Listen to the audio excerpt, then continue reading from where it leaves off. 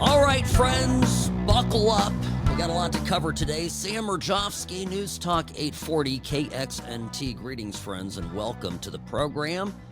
My email, sam@whatsrightshow.com, sam@whatsrightshow.com. So I had breakfast today with a good friend, an attorney based in L.A., smart guy, somebody who I deeply respect, and he's a lib, okay, just not like me. We think differently, but you know, he's an intellectual, smart, capable guy. And I bring this up because perhaps some of you have conversations like this as well. So, I don't know, we got to the subject of DEI, diversity, equity, and inclusion. And I gave him my story that I have shared with you, a million times already. The one with the airplanes. You're sitting at a gate, or two gates. In between the two gates, you're looking out. You've got two flights, two airplanes, identical in every respect. They're both going to the destination that you need to go to. They leave at the same time. They'll arrive at the same time. All things are created equal, but one of these airplanes is operated by a company that hires the best pilots based on merit. The second is a company who has proudly declared that they consider diversity, equity, and inclusion in their hiring practices. Door one, door two, gate A, gate B, whatever you want to call it, there it is. Which one do you get on? And I gave him this little example of mine that I enjoy putting out there because I think it makes you sort of consider what really is at stake here.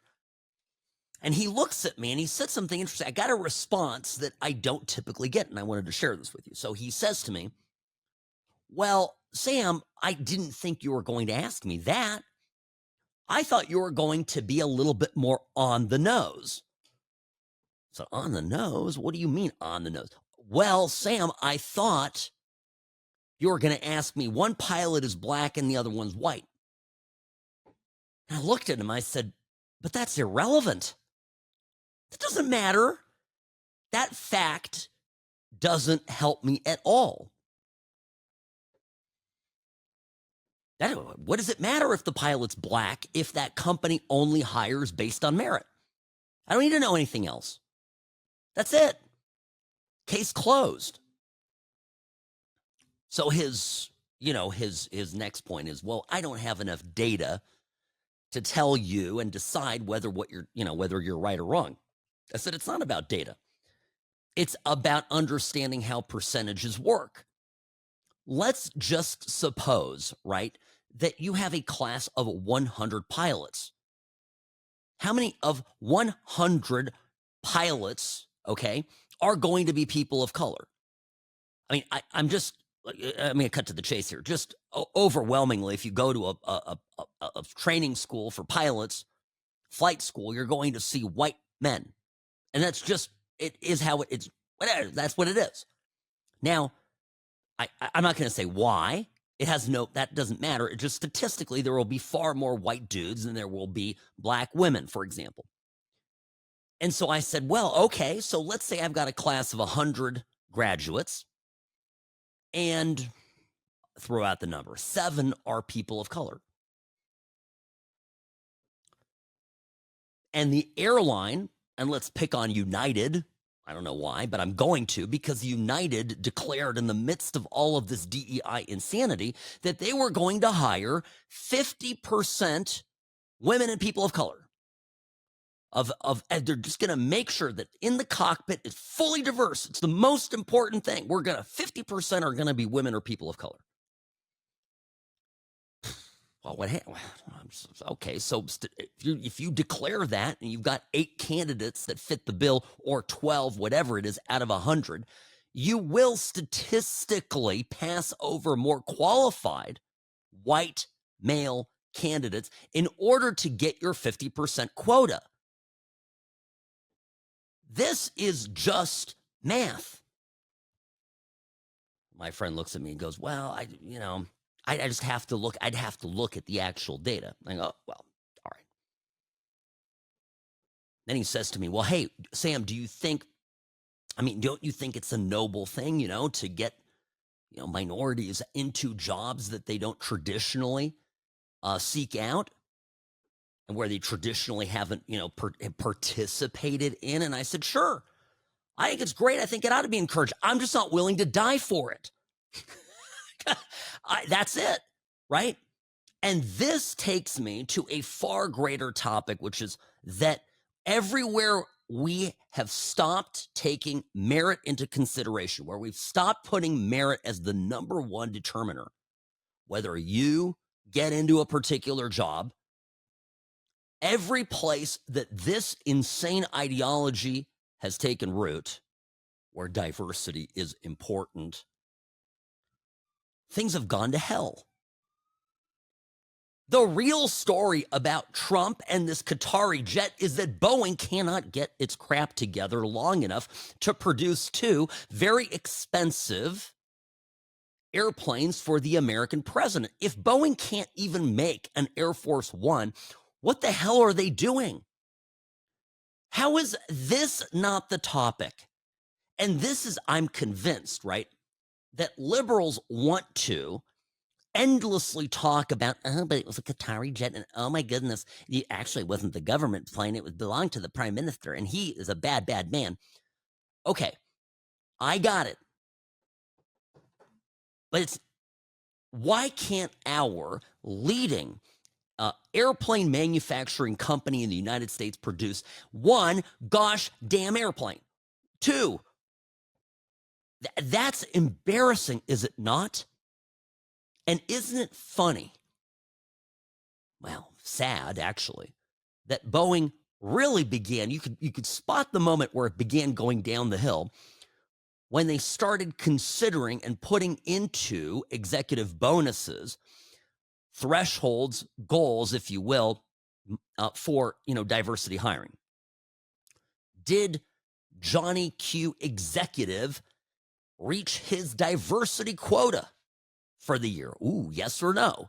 If yes, Johnny Q got a little bit of extra money in his pocket. And in that moment, Boeing, the company, was not about making airplanes, was not about building the best, most, safe piece of equipment that goes hurtling through the ether at 34,000 feet up in the air, 500 miles an hour, put you and your family on. No, they started caring about ideology. It's obscene. And it's wrong. So I am telling you right now, this is, when we go and look back at we'll call it 2024 to 2026, and looking at history that hasn't even been written yet, one of the most important things that will happen, that is happening, it's already underway, but what will happen is it's like, going after vampires. You got the cross and the garlic and the spike. We've got to kill this in just insane ideology that puts race and other characteristics that have no bearing whatsoever on being productive, on quality, on success. And we as a society are less safe because of it. We as a society have a government that can't function because of this. We have airplanes that are falling out of the sky.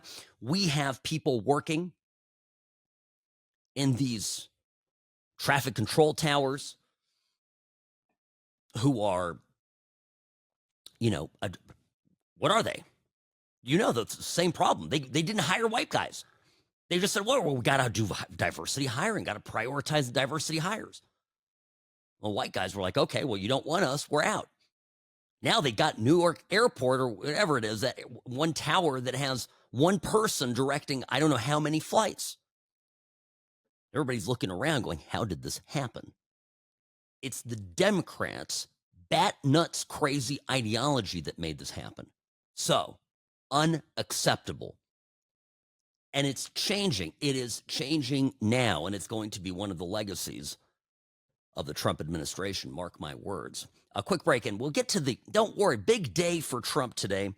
Obviously, in the Middle East, lots of moving pieces, foreign policy, heavy program yesterday, but I think I got to get to it today as well. So just bear with me, take a deep breath. We'll get to it all. Don't you worry. And if there's something you want me to cover, I got my email open. So ask me a question, sam@whatsrightshow.com. This hour of the program brought to you by Sam and Ash Injury Law. In a crash, call Sam and Ash 702-820-1234 because you deserve what's right. I'm the best. Personal injury law has been the same for a long time. The best. Big egos, greed, and sleazy schemes. We've had enough. Welcome to Sam and Ash, the new standard for personal injury law, where things are done the right way, because you deserve a team that delivers real support and results. When you have both, your whole world can change. Sam and Ash Injury Law, because you deserve what's right. I'll say this, too, about the Qatari jet, the 747, offered as a gift to the U.S. government, to the Department of Defense from Qatar, or Qatar, depending on how you like to pronounce it. And that is that no matter how you cut it, and I realize the plane will require a lot of investment to make it up to spec, it still is better than not having a plane. Sam Urjovsky, News Talk 840 KXNT. Welcome back to the What's Right Show. One more thing. Are you aware, I don't think people know this, that at least one of the 757 planes that fly the U.S. vice president around, referred to when the VP is on board as Air Force Two, or was, at least one of them came from a foreign country as well. I've known this for a while, and I'm trying to figure out exactly where it was, and we got to do a little research on it. But just coming to my mind that we haven't bought all of these airplanes new straight from Boeing. So people are wigging out over this, including John Thune, Rand Paul, even Laura Loomer, who, if you don't know who that is, she's kind of sometimes she's got a good scoop, right? She's on top of stuff, but a bit of a nut job. MAGA media fixture is what Mediaite would call her. Look, I don't have a fight with Laura Loomer. I just sometimes think of her as a deeply unserious person. So, but of course, Rand Paul has said that I do think the jet probably sends the wrong signal to people, and I don't like the appearance of it. So I hope he rejects it. Majority of Americans want the president to reject it as well in the latest YouGov poll. So we're deeply in debt. Let me understand this. We're deeply in debt, right? We've got certainly, not just a massive deficit, but trillions of dollars in national debt. And we don't want to play the beggar. Maybe people should think about this before they, and I mean people in the Senate like John Thune, ought to think about this before we keep approving omnibus spending bills. If we want to be proud and never accept a gift as Americans, well, then maybe we ought to stop spending money we don't have. Too much to ask? I don't know. It's weird. Well, speaking of Qatar, Trump left Saudi Arabia and flew to Qatar and met with the emir there. Another very warm day of diplomatic pleasantries. People are losing their minds over this. Can I give you a little bit of a big picture view on this? I got to this yesterday. I'm just going to say it again because I saw some people, including the highly esteemed Mark Levin, absolutely losing their minds on X overnight, taking to task Donald Trump for, I guess, playing too nice with the Saudis, too nice with the Qataris. These people are bad people. These people had the 9/11 hijacker, all Saudis and Qatar, Hamas has condos in Qatar. Okay. I mean, I love Mark Levin. It's a lot of energy for me. And I think Mark really does see the view of world as, very narrowly, Israel. Trump loves, I love Israel. You're not going to, I'm an honest to goodness, bona fide pro-Semite. Yeah, God, I don't know how else to put this, man. I prefer conservative Jews, of course, politically conservative. I love Matt Brooks, RJC, good buddy of mine, big supporter. So I'm just saying, if you want peace in the Middle East, yes or no? Okay, I think we all know the answer. We can't just do it with Israel. It's not going to work. We have to join forces beyond our friends in Tel Aviv. We got to get to where other countries in the Middle East form a broad coalition, find common ground, build friendships, and isolate the truly bad actors.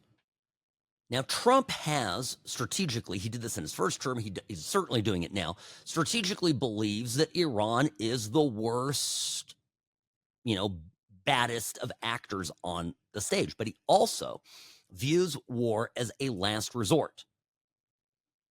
We've detailed this here on this program. There has been a push behind the scenes within the Trump administration to have Trump have the administration join forces with Israel and attack militarily Iran. There's a whole host of reasons why it's a mooey bad idea, okay? Exhibit 1, Afghanistan. Exhibit 2, Iraq. We have in Iran, and I believe this because, of course, I grew up in Southern California, surrounded by Iranian expatriates. Lots of great people. I know that the people there, the Iranian people, want that terrible regime gone, disposed of. And I also know that if we go in and start bombing indiscriminately the country, it's going to get them turned against us. So there are better ways at this, and this is what Trump is getting at. Let's make friends with all the other people. Yes, they're not perfect. MBS over in Saudi Arabia likes to chop up reporters. Trump's sitting over there going, oh, tell me more. I'm kidding. Get a grip. All right. Oh, but I'm not discounting. I get it. I understand what Levin and others are saying. I'm not stupid. But I'm just saying, it's a world of gray. And in a world of gray, you're going to go, all right, if we want to isolate strategically Iran, let's make friends with other people. Let's see if we can work this out. That is what the nature of the olive branch to Syria and the new government there was all about. Jolani, a terrorist in a suit? Sure, of course. Yeah, no question. Not going to dispute that. Can we try to build an alliance with him? If it means effecting diplomatically the end of Hezbollah's influence, the post-pager reality, of course it's worth doing that. Is it worth trying diplomacy first before war? Yes. And so my answer to the neocons and to the Mark Levins of the world is, look, if you want peace, let's see about making friends with people, even if we don't align on every little single thing. And let's try to create a framework where everyone can coexist. And I have always told you this, folks. The problem in the Middle East, the problem in London, the problem on the streets of Stockholm, and frankly, in a lot of big cities in America is Islam. And when practiced in fundamentalist ways, Islam is an existential threat to Western civilization. Now, if we can team up with quote unquote Islamic countries who themselves have gotten a taste of the dangers of Islam and can band together to fight the radicals, then I think we're onto something. And even though I am deeply suspicious of these people, I think it's worth a try. So I'll take you through the visit, but I just wanted to preface it with some thoughts, give you a framework for where I'm coming from. All right, Sam Mirjovsky back after this.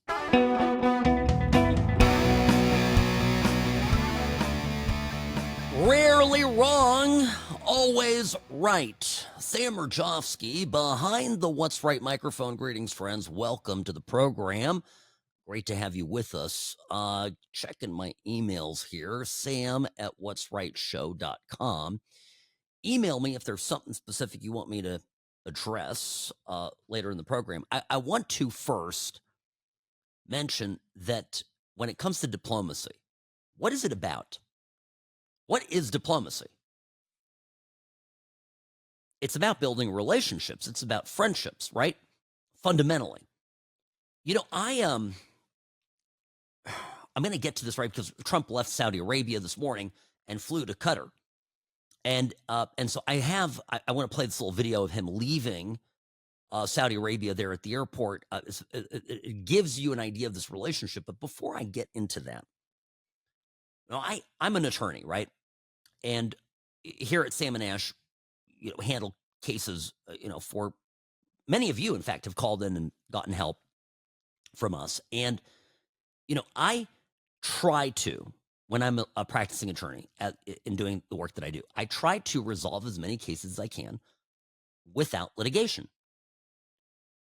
What is litigation? Litigation means you go to court, go to trial. It's kind of a pain in the rear, right? And when I talk to a client and I go, hey, what do you want to do? You want me to settle this for good money as quickly as I possibly can? Or would you like to spend 3 years fighting this out in court? I have yet to have a single client tell me, Sam, I would love for us to spend 4 years fighting this case. It's exactly what I want. And right there is the difference between Trump and the neocons. The neocons just want to go to war. Let's just bomb the hell out of it. And Trump's like, hey, wait a minute. Can we just talk first?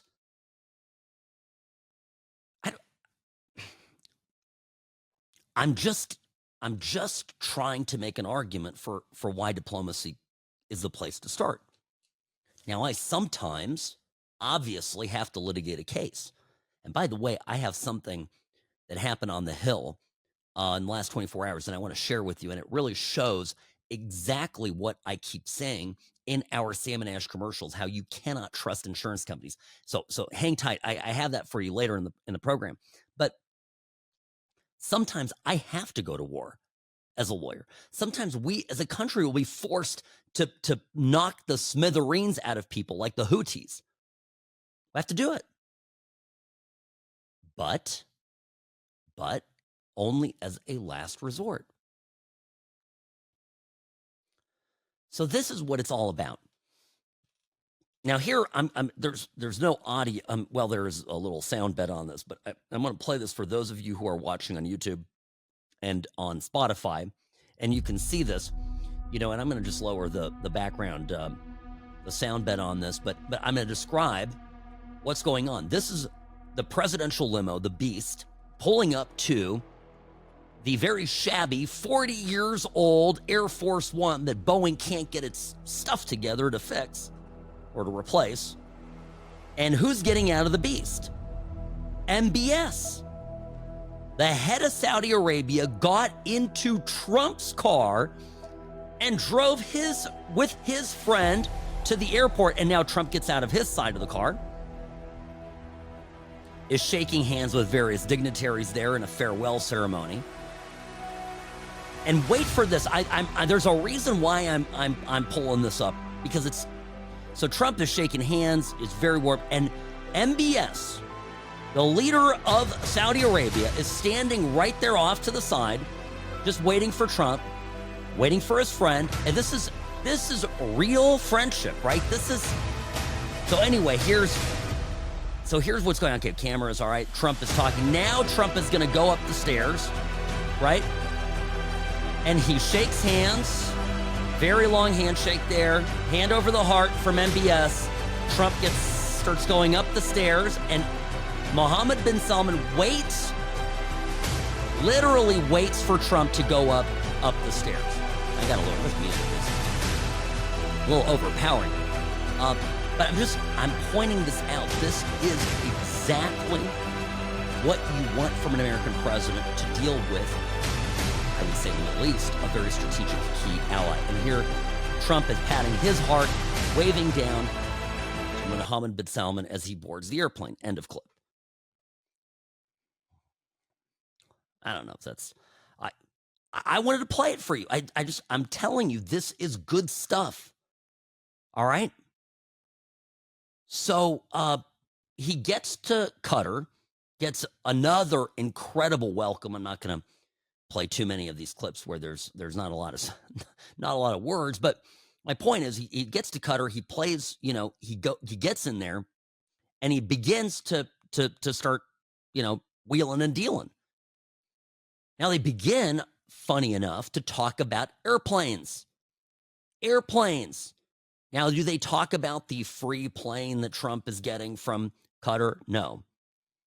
They're talking about a bunch of Boeing planes.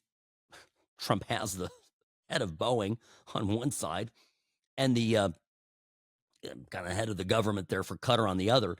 And they're making a deal to buy Boeing airplanes. Trump's on the road selling American products. He's selling Boeing airplanes for a company that's about to stiff us, the taxpayers, for the bill for 2 Air Force Ones. Watch this. We will see the signing of the agreement of buying aircraft from Boeing. His Excellency Badr bin Abdul Amir will sign from the Qatari side, and Kelly Ortberg will be signing on behalf of Boeing. Between the State of Qatar and the United States of America. Boeing purchase agreement signed on behalf of the State of Qatar by His Excellency Badr Mohammed Al-Mir, CEO of Qatar Airways Company, and behalf of the United States, Kelly Ortberg, President and CEO of the Boeing Company.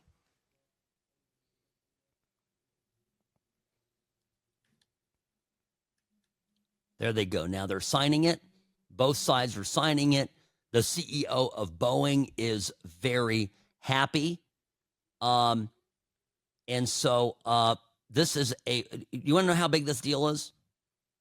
$96 billion for up to 210 wide-body jets, specifically the 777 and the 787 Dreamliner. 777, by the way, one of my favorite planes to fly on. The 787, it's nice as well. So this, look, I mean, I know there's no audio right now. It's still playing. You can see it. They're having the deal. They're talking. This is great. This is how it's supposed to be. Again, Trump is on the road. He's making friends and he's selling American goods. These planes will give Americans jobs. And I mean, there it goes. Now we got the applause. The audio's back on. There we go. Done deal. $96 billion. This is what we want from a president. We want a president who sells American goods abroad, is a cheerleader for America, right? So, then Trump says that.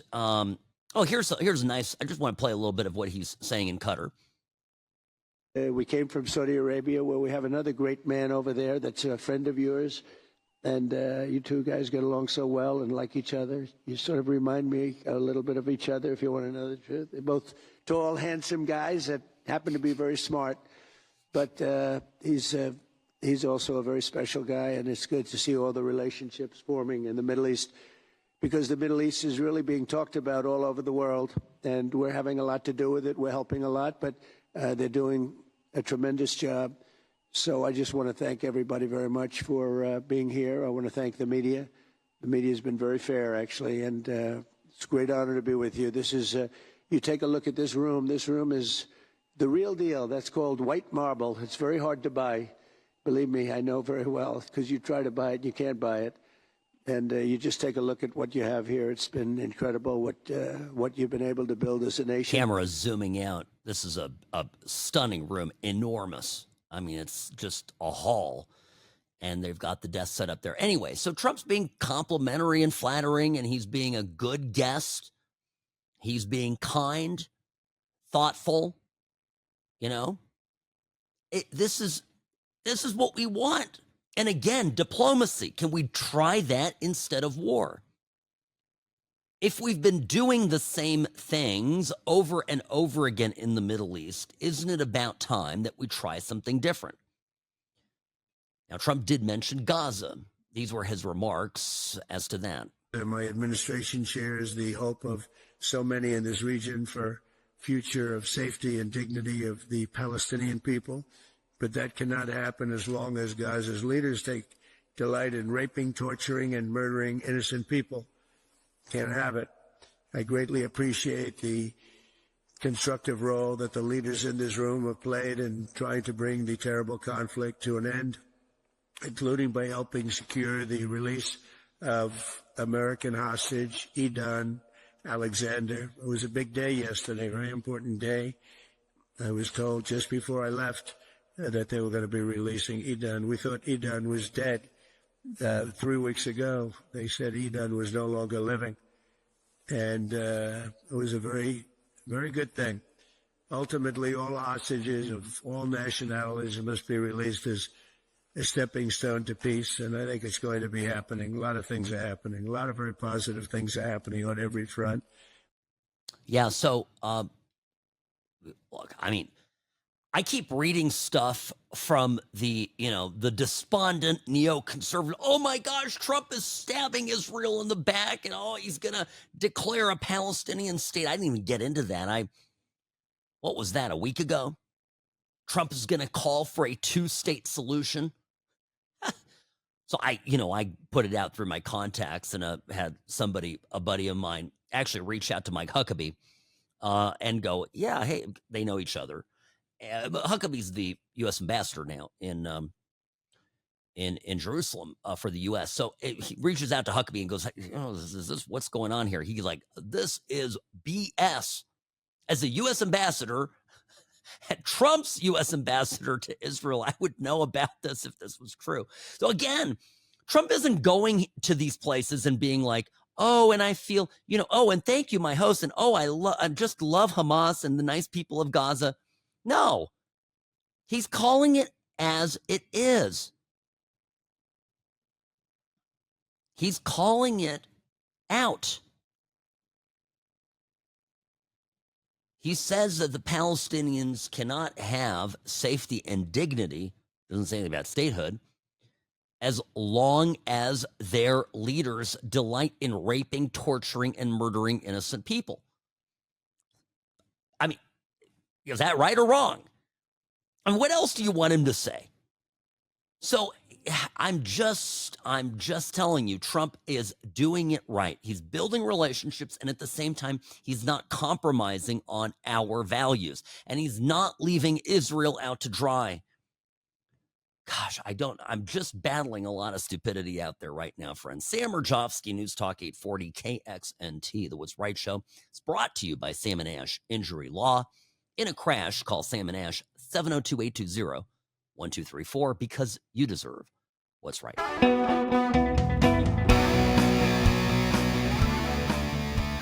All right, folks, back behind the What's Right microphone. Sam Murjovsky here. The What's Right show is on, brought to you by Sam and Ash, the only personal injury law firm to trust.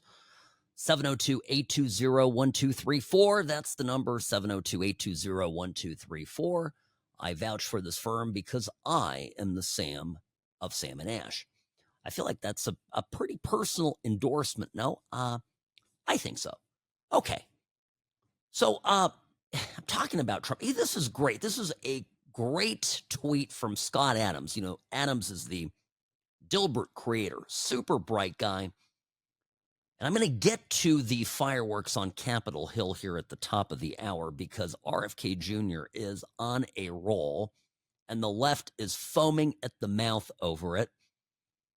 Scott Adams writes on X, if you count with, let me say this over again here as I trip over my own tongue. If you count what RFK Jr. is doing while Trump is on the road, meaning RFK testifying in Congress, and Trump, of course, being in the Middle East right now. Trump has a non-zero chance of solving half of our biggest problems in one trip. Everyone needs, this is the key part, everyone needs a transactional president who puts common sense first and makes no enemies he doesn't need to make. To quote the best president ever, no one has ever seen anything like this. Scott Adams is, of course, very right and saying essentially the same thing that I am.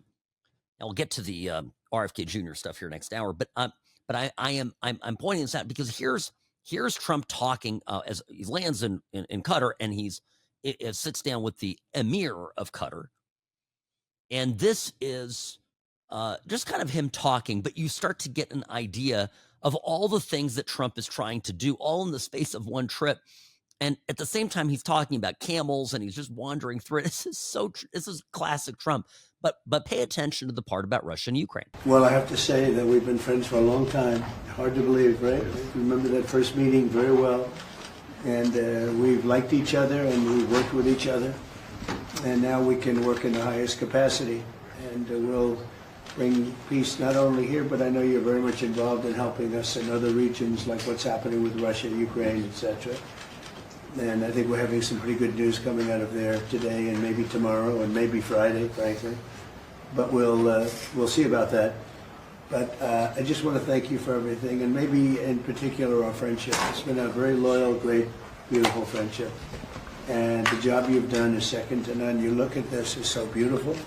As a construction person, I'm seeing perfect marble. This is what they call perfecto.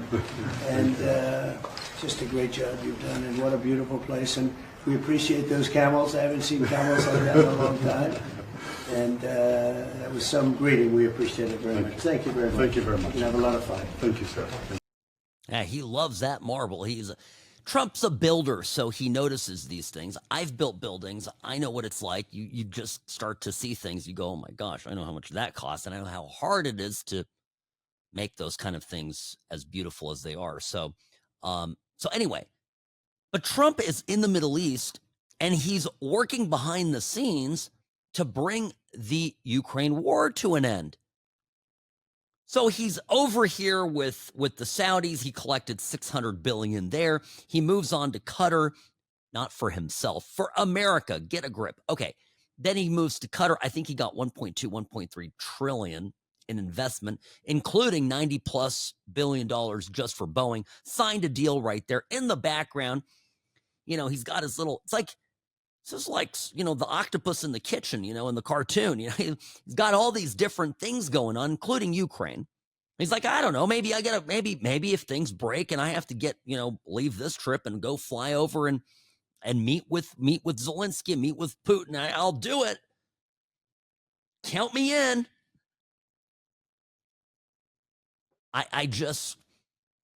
I'm just saying, this is what we want. And back to the tweet, the X post of that I just read for you here. Scott Adams, this is what you have: common sense president who's a transactional president and who is going through with incredible force and speed, getting things done. Now I have the media, of course, gives Trump no credit for this. It would not be something they would want to do. Trump is making every past U.S. president, forget Sleepy Joe, forget the dementia patient. He's making Obama look lazy. And that was the thing. Obama would kind of call it quits pretty early and go and enjoy his life and go upstairs and hang out with that wife of his. Well, look, he had young kids, whatever. He wasn't known for burning the midnight oil. Trump's he's a beast. The man doesn't sleep. And he's getting all this stuff done. So my takeaway, the frame here is that this week is going to be one of immense consequence. And what we will see happen in the coming weeks, I think, days, maybe weeks, is significant movements in progress. and peace in the Middle East, and maybe even peace in Ukraine.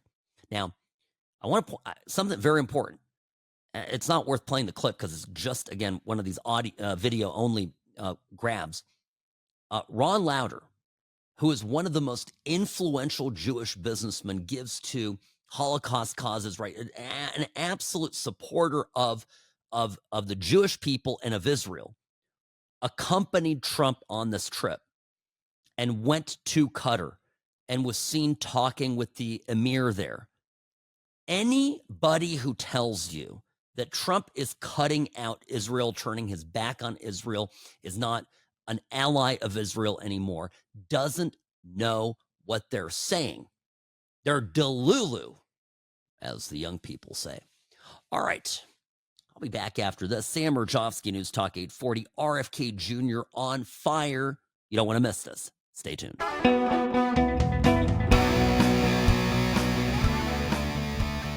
Nevada's favorite recovering Californian behind the What's Right microphone. Greetings, friends. Welcome to the program.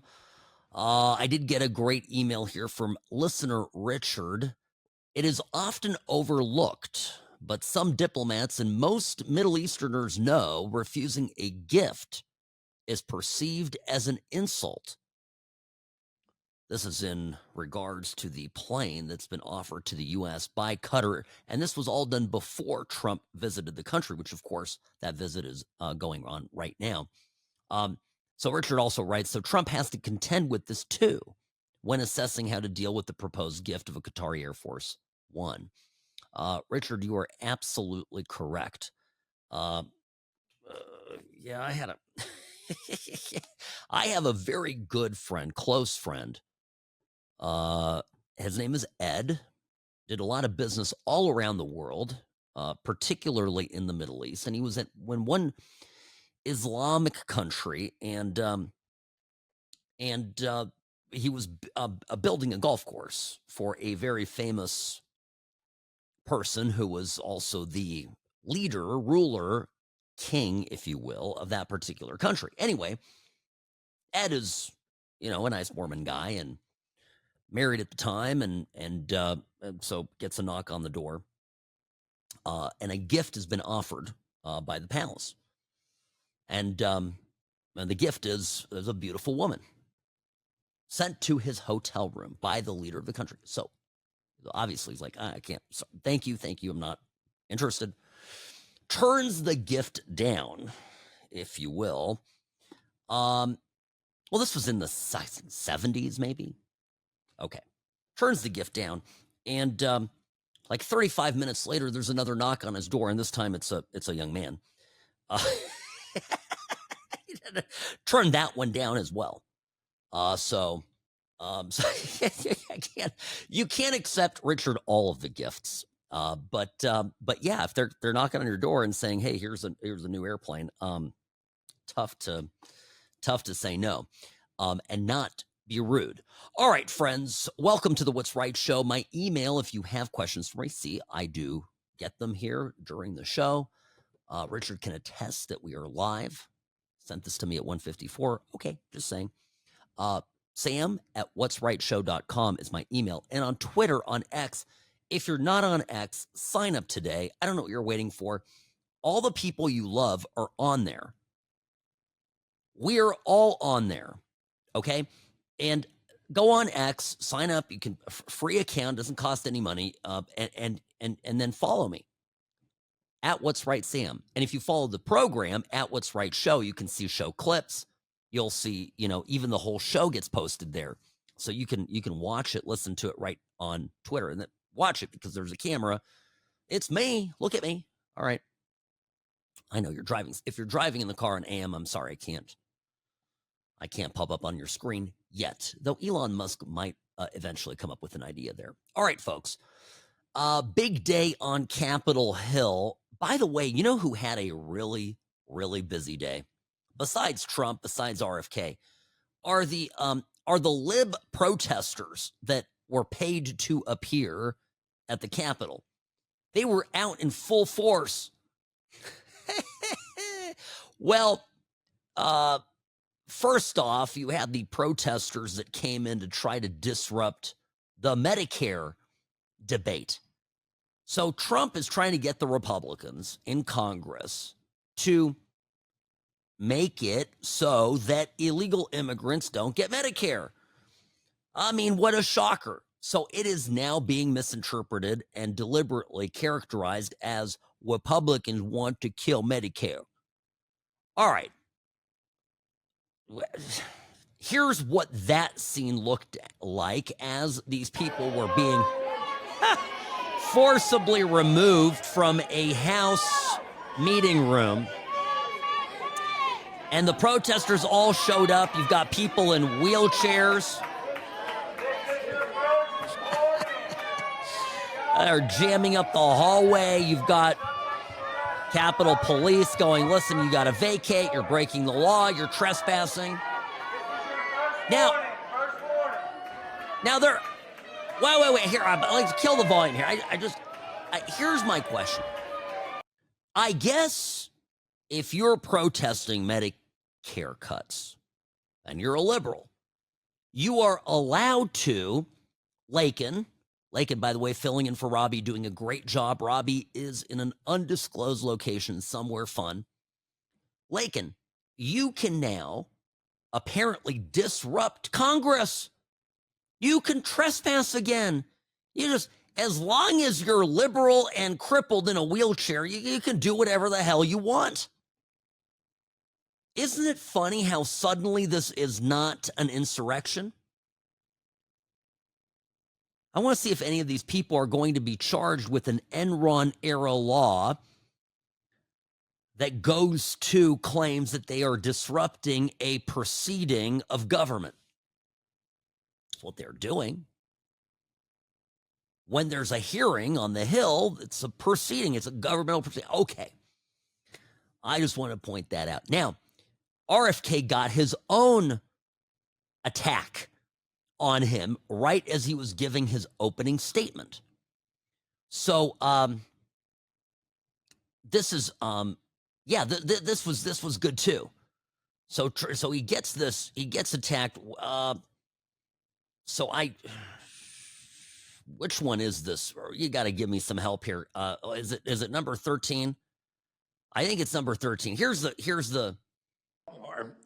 I think what happened. He's talking. Hold on, volume up. Today supports these goals and reflects.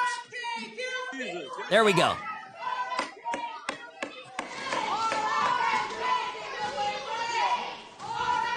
Now, there's a guy here right off to the side.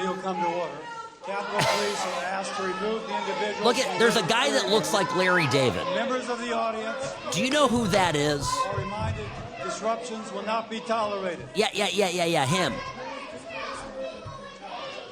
Okay. You know who that is? We'll finish this clip. Okay. Mad liberals taking over Congress. It's okay because they're, there he is. There goes Larry David. They're removing Larry David from the room. Okay, it's not Larry David. That's Ben Cohen. Who? Lakin's looking at me. Who's Ben Cohen? Ben Cohen.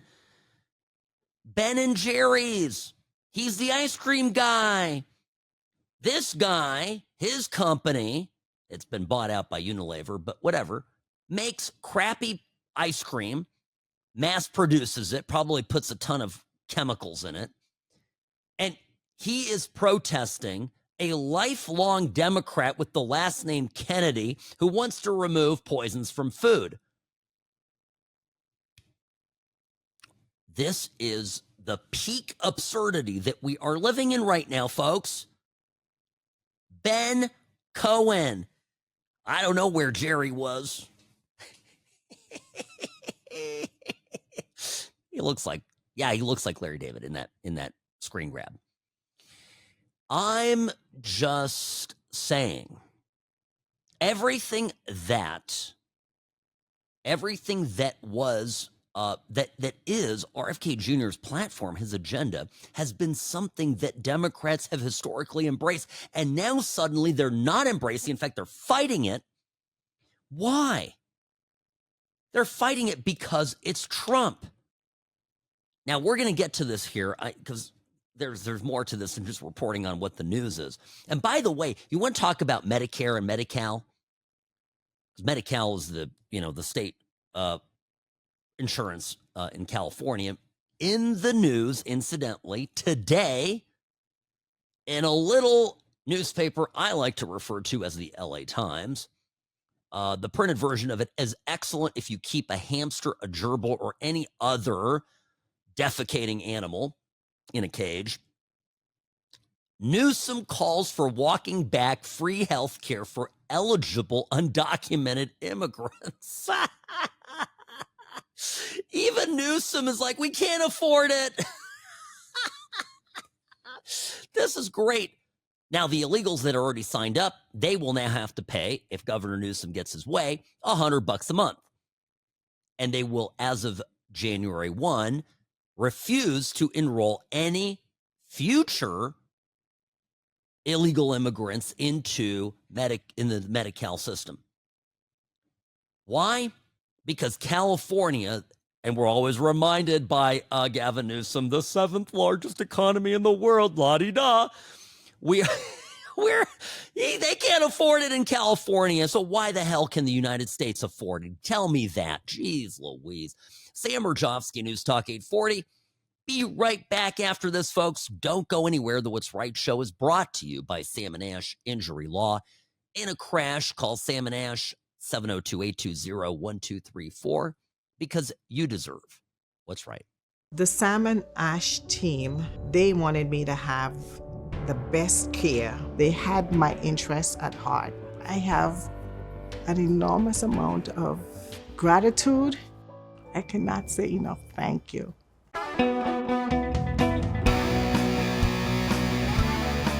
Yep, fireworks on the Hill as RFK Jr. squared off against Democrats, angry that he is trying to make America healthy again. Sam Murjovsky, News Talk 840 KXNT. I don't know if you know that purple-haired monster from the 3rd District of Connecticut, better known as Rosa DeLauro. She's a complete wingnut. And she starts attacking RFK Jr. gratuitously, and he has enough. He lost it. This is the moment where RFK retorted. Anybody thinks that we did gold standard medicine in this country from these institutions, look at our children. They're the sickest children in the world. Laura, you say that excuse me, Congressman DeLauro, you say that you've worked for 20 years on getting food dye out. Give me credit. I got it out in 100 days. I'll give you that credit. All right, so let's work together and do something that we all believe in, which is have healthy kids in our country, for God's sake. Ms. Do Dean. that together. It's not, there's no such thing as Republican children or Democratic children. There's just kids, and we should all be concerned with them. Thank you, Mr. Secretary. Ms. Dean. Mr. Secretary. Yeah, so, I mean, what's wrong with this? We're getting rid of dyes. By the way, I saw something, Lakin, that might interest you. I don't know. I maybe you're not as big of an In-N-Out fan as I am. Don't worry, guys. By the way, producer Robbie will be back next week. But Lakin's filling in. I saw In-N-Out announced that their pink lemonade is going to look a little bit different because they're not going to use the coloring in it anymore. It's going to be natural. Wow. Amazing.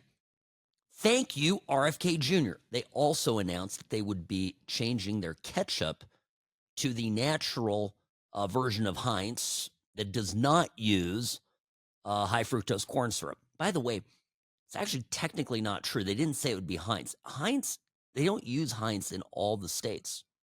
I don't know if you knew this. I think they use Heinz in California. I don't know if they use Heinz here, for example, in Nevada or in Arizona and elsewhere. So just, we'll have to research that. Lakin, look into it for us because I don't want to misinform anybody. My point is, change is in the air. Things are getting done. We are talking about the giant scam that has been the government and medicine in an unholy union, pretending to solve our problems. But in fact, maybe only making them worse. Here's RFK Jr. talking about the trajectory of chronic disease, and then talking about how mismanagement at NIH has led to things like Alzheimer's not getting taken care of. We're switching the trajectory so that we're going to really focus narrowly on chronic disease, ending the chronic disease epidemic, and then we're going to make sure that the science cannot be corrupted. That every scientific study is replicated, that the raw data for those studies is published, that the peer review for those studies is published. And we're going to focus on making sure that we get to younger scientists rather than the old boys network. And I could talk to you about scientific corruption all day long, about horror stories that we know have happened within NIH. One of those, probably the worst, is the amyloid plaque scandal. For 20 years, we were, because of utter corruption and fraud, we were directing Alzheimer's research to one hypothesis, and any other hypothesis was shut down. We should have the cure for Alzheimer's today. We don't have it purely because of corruption at NIH. Ms. Frankel. We are going to have it quickly. Ms. Thank you, Frankel. Mr. Secretary.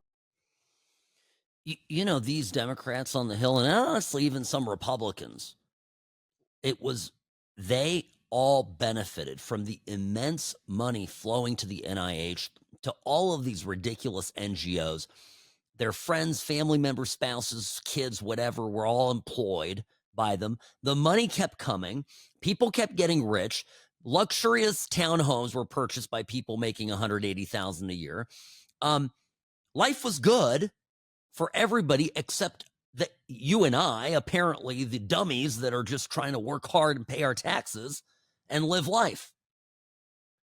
And then when somebody comes along and says, geez, maybe we shouldn't be paying money to the NIH, the Democrats all lose their gourds and start screaming about how Republicans just want to kill people. They're clowns. All of these people are clowns, and they're being revealed as clowns, and we're all laughing at them. We're all pointing fingers at them. There goes another clown, including Congresswoman DeLauro, who's like, what are you doing? You're taking away money for kids getting better. And RFK Jr. is like, kids are not getting better. If you want to keep doing what we have been doing for the past 40 to 50 years, that would be the definition of insanity, of course. It's what's, keep doing the same thing, expecting a different result. Yeah, that's the definition of insanity. But people in Washington are insane. They're nuts. Not in a good way, not in like an Elon Musk way where they want to solve problems and fix things.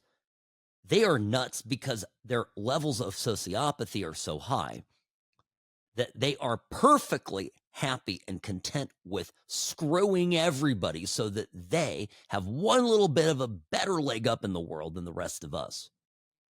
It's embarrassing. It's embarrassing. And we've had it. No more, right? Can't do it. Now, when I come back, I'll tell you, I like that this is finally getting some attention. Josh Hawley. Senator Hawley is hauling insurance companies up to talk about hurricane relief. Now, this is a story, of course. We had a number of natural disasters toward the end of Biden's term that simply left people in a terrible state, those people that survived. And I'm talking about certainly the fires in Maui. And then we had the horrible hurricanes that went through northern Florida into Georgia, western North Carolina. So definitely, a bad situation there. And then the fires in LA. And one of the through lines of it, of course, is that FEMA was woefully unprepared to deal with it because FEMA had been robbed by Team Biden of all of this money to basically human traffic MS-13 gang members around the country. So we're fixing that. It's a mess, but we're fixing it. Day late and a dollar short, and too bad for all the people, all the Americans affected. Now, one of the stories out of this particular, the western North Carolina, parts of Georgia, where there are a lot of Republicans. Do you remember FEMA didn't go out and help people? They skipped houses, for example, that had Trump signs. They were told by supervisors to do that. We have testimony about this. Now, why is it relevant? Well, of course, the minute Trump becomes president, all of a sudden the new leadership at FEMA starts to do things, which is amazing. And at the same time that all of these people are getting shafted by the Biden administration, they're also getting shafted by their insurance companies. And I'm glad that we're talking about this on the Hill because it's something very near and dear to my heart. So I got a couple clips of this that I want to share with you. And I think it'll sound familiar to those of you who follow this program on a semi-regular basis. Sam Rajovsky, News Talk 840 KXNT. The What's Right show is brought to you by Sam & Ash Injury Law, because you deserve what's right.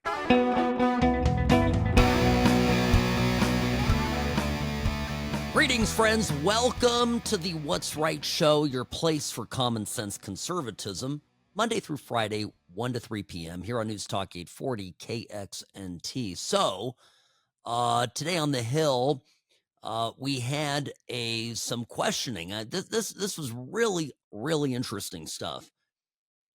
Questioning that was led by Josh Hawley.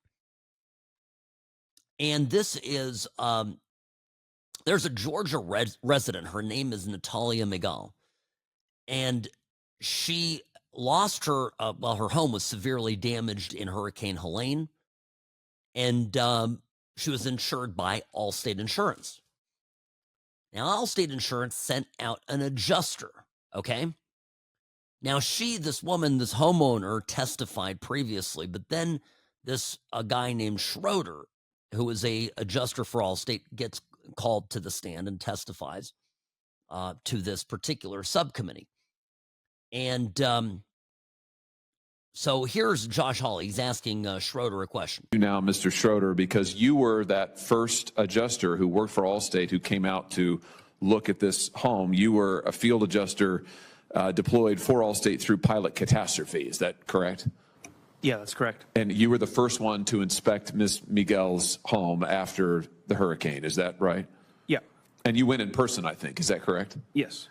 And you spent several hours, Ms. Miguel said in her testimony a moment ago, you spent several hours doing a very thorough inspection. Is that your memory also?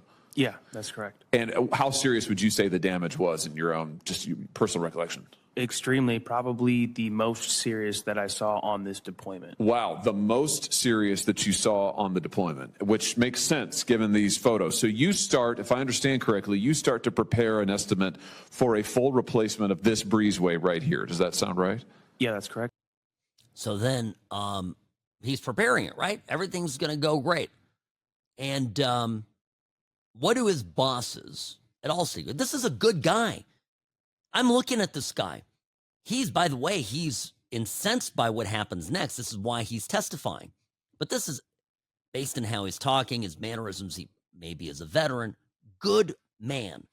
He wants to do the right thing for the Allstate client, for the policyholder, for this woman that had her house trashed by a hurricane.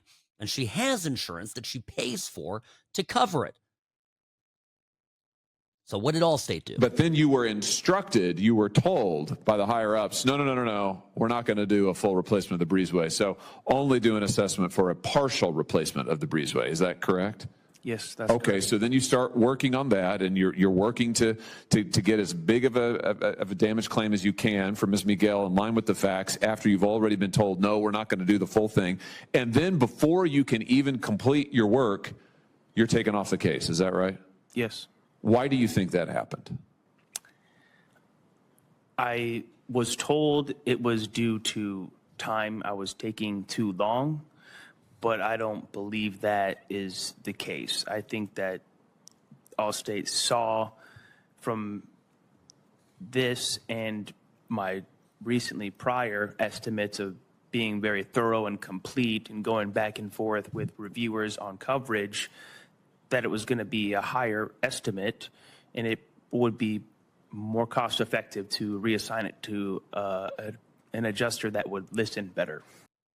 You know, folks, when I tell you that these insurance companies are snakes and not to trust them, I'm telling you the gospel truth. This adjuster, again, I always say this in an accident, but it's any claim. You go to you don't talk to the adjuster right away, but you go to your broker, right? Your agent. And I know, some of you out there work with an agent who is, I guarantee you, a great person. And you've worked with that agent for years. And that agent has no power over the insurance company. He's just selling policies. The people that make the decisions are up, in the C-suite. And what happens is they go, it's not what the policy holder needs. It's not what the law requires. It's whatever will save them the most money. Now, your premiums go up every year. They keep raising your rates. If you miss a payment, your policy cancels. There's all sorts of things that you are responsible for. When you buy coverage, you pay for it. But then when the insurance company actually is faced with the loss, they have 7 ways Sunday to get out of it, to weasel out of it.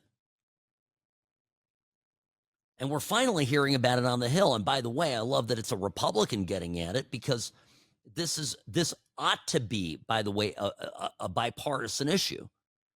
There's nothing, particularly, nefarious about it. I say nefarious because I think the claims practices are nefarious.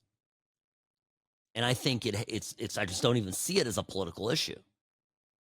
Now, these companies, and we're going to go back to, all this nonsense. Yeah, these companies all do woke stuff.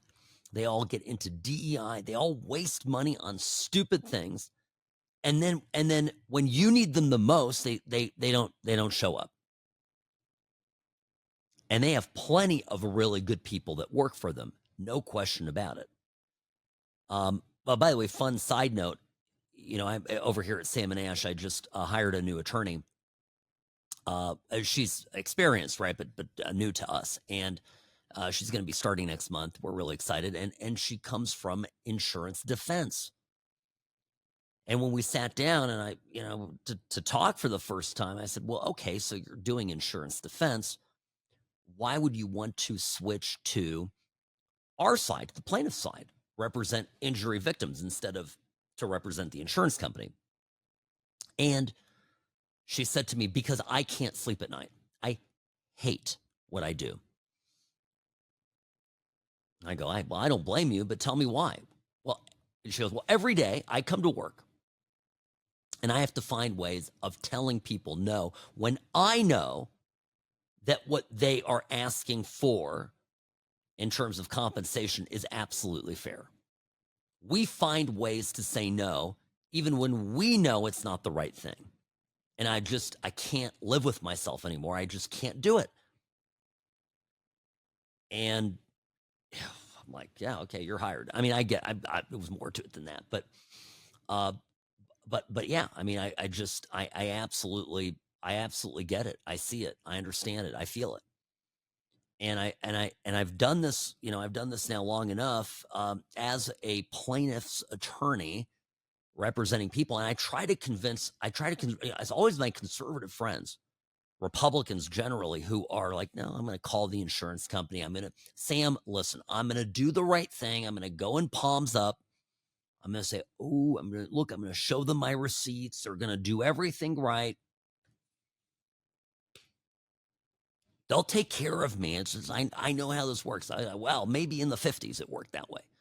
But certainly not in 2025. This is not your dad's or grandfather's insurance world, insurance business. There's a reason why Warren Buffett, bless his heart, made billions on the Geico deal, okay? It's a highly profitable business, and the way you make profit is you collect premiums and then are very stingy on the payouts. You don't send the money back out. So that's the rub of it. By the way, yesterday, do you remember I played a clip for you? a different note here. You remember I played the clip of MSNBC absolutely losing their minds over the fact that Trump is welcoming the Afrikaners from South Africa, the white South African farmers that are coming to the country, and they are absolutely beside themselves. This is racist, is whatever. You know that the Episcopalians, there's a bishop named Sean Rowe who went all over television here with a little appearance. Oh, let me play this for you. This guy says that I honestly, I thought this was a gag at first too. The Episcopalians will not help with the resettlement and assistance to, they'll help all the migrants, they'll help MS-13, they'll help Trenderegua, but they will not do anything for these people coming in from South Africa because guess what? They're white.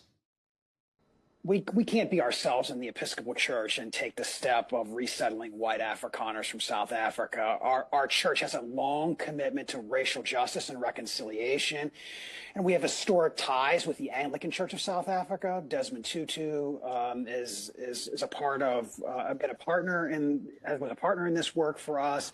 So we're just not able to take this step. It's not in line with anything that we're about. What? Has anybody showed him the aerial videos to him? Or maybe, I don't know, maybe the people over at MSNBC of all the white crosses that line the highways now in rural South Africa? Each white cross symbolizing a dead white farmer murdered because they're white. Go woke, go broke. The Episcopalian Church is in the toilet. No question about that. These people are completely morally bankrupt. And the American leftists have now, because of this move of Trump, are now reduced to making arguments for why a genocide against whites is actually okay. Because of the original sin of apartheid. And in all of this, we're forced to have a conversation about who was there first. None of the current Africans, black Africans living in South Africa, none of them are really indigenous to that area. The whites were there hundreds of years before them. You could play the game indefinitely. Maybe the Native Americans weren't the first people to occupy the land that they now occupy, right? Well, we'd have to keep doing endless land acknowledgments. These things would get extremely awkward. All right, quick break. Sam Murjovsky here behind the What's Right microphone. Sam and Ash Injury Law. Don't trust Allstate or State Farm. Anybody. I'm picking on all of them. They're all objectively terrible. At certain boutique insurances maybe a little better, like Chubb. But man, somebody hits you, and they've got Geico. Start praying and call Sam and Ash Injury Law. 702-820-1234. 702-820-1234. Offices in Nevada, right here in beautiful downtown Las Vegas, and a beautiful city of Newport Beach in California, representing people in both states. 702-820-1234, because you deserve what's right.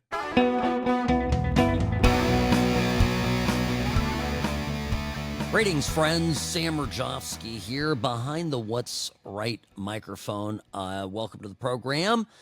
Yes, my email, sam@whatsrightshow.com, sam@whatsrightshow.com, and Twitter. If you're not on it, folks, get on Twitter. Now it's known as X. We need real users on Twitter, real people, not the bots. You don't have to pay anything, and just by signing up and using it, going on there to follow some of your favorite people, which I hope I make the cut. You would have it's for free. You just got to sign up and download the app. Easy. So anyway, and by the way, you could just do it on your browser too, on your computer. You don't even need to have the app. So Check it out. Perfect. You got it. Lakin, listen, we don't even need Robbie to come back from his trip. See, you've got all of this handled. So this whole debate about who was there first in South Africa, was it Whitey or was it the other guy? The Afrikaners were there for the 300-400 years. I think the original the original tribes that were indigenous, if you can say that, to that area were pygmies. You know, little people. You know, but I don't think Desmond Tutu is a pygmy. But this is this is just who the Episcopalians named as a reason for why they will not do anything to help white South African immigrants into the U.S. They'll help people they'll help people coming from the Trenderegua training camps in Venezuela, but MS-13, they got this El Salvador, Maryland man with his knuckle tattoos. They'll help him out, but won't do anything for the Boer and Afrikaner farmers. By the way, the land acknowledgements, they had a murder case, some terrible case happened in Canada, in Nova Scotia. And the police, constable there, spokesperson for the cops, holds a press conference. They've got breaking developments in the case. I think they found a body. So, imagine you're the grieving family and the police are like, oh, we're going to give a press conference and update you on what's going on. And you hear this. Good afternoon. Good afternoon. I am Corporal Carly McCann, Provincial Public Information Officer for the Nova Scotia RCMP. Thank you all for being here today. Bonjour, je suis la caporale Carly McCann, agent d'information publique pour la GRC en Nouvelle-Écosse. Merci de votre présence aujourd'hui. First, I acknowledge that we are in Mi'kmaq, the traditional and unceded ancestral territory of the Mi'kmaq people. I also recognize that African Nova Scotians are a distinct people whose histories, legacies, and contributions have enriched that part of Mi'kmaq known as Nova Scotia for over 400 years. The African Nova Scotians. There's a grieving family having to endure this. What the literal F? Folks, liberalism, as we knew it over the last 10 years or so, has officially jumped the shark. And they've all now become absolute parodies of themselves in more ways than just these stupid land acknowledgments. Take, for example, this ridiculous clown in Congress, Sri Thanagar. He's the Indian guy who is filed articles of impeachment against Trump. He wants to take down Donaldus Magnificus. Now, he doesn't have the votes for it. It's a stunt. Even Democrats have turned their backs on him. So there's this citizen journalist, Charlie LaDuff, that caught up with this idiot. And he starts asking him questions. For example, do you even know the cities in your congressional district? I don't know. What are the 5 Grosse Points cities? Well, look, I'm not here to answer a quiz. I'm here to say that I'm going to fight for the people of Detroit. I'm going to fight for my Grosse Pointe and all of the Grosse Points and all of Taylor and every part of the 13th district. I'm just do this real quick. Grosse Pointe Park, Grosse Pointe Woods, Grosse Pointe Farms, and Grosse Pointe Shores. Okay. That's right. On your campaign filings, it says occupation. Yours says United States government. Aren't you employed by the people of the United States? Yeah, I am. Okay, you fix that one. Okay. This is a clown. This is a guy that killed all the beagles. And then you don't have to go far as you've got protesters storming the Hill, people out there banging their pots and pans. You've got Larry David, actually Ben Cohen, standing in for Larry David, a co-founder of Ben & Jerry's Ice Cream, screaming at the top of his lungs, obstructing the proceeding where RFK Jr. is answering congressional oversight questions. There are some members of Congress Speaking of Michigan, who are asleep, here's Debbie Wrangle. There's no audio to this because the woman isn't speaking. Look at this.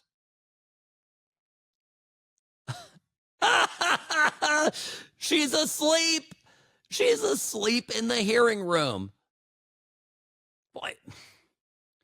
Yeah, she's doing her best imitation of the embalmed Eva Perez. Evita, yeah, well, not the Madonna version. I'm talking about the real Eva Perón. Excuse me, Eva Perón. Sorry, yeah. She got her head tilted back. She looks like she went full open casket. She only has her seat because her husband died. Was it John Dingell, right? Died and then she just assumed the seat because, of course, the privilege of her taking over that seat would come to her.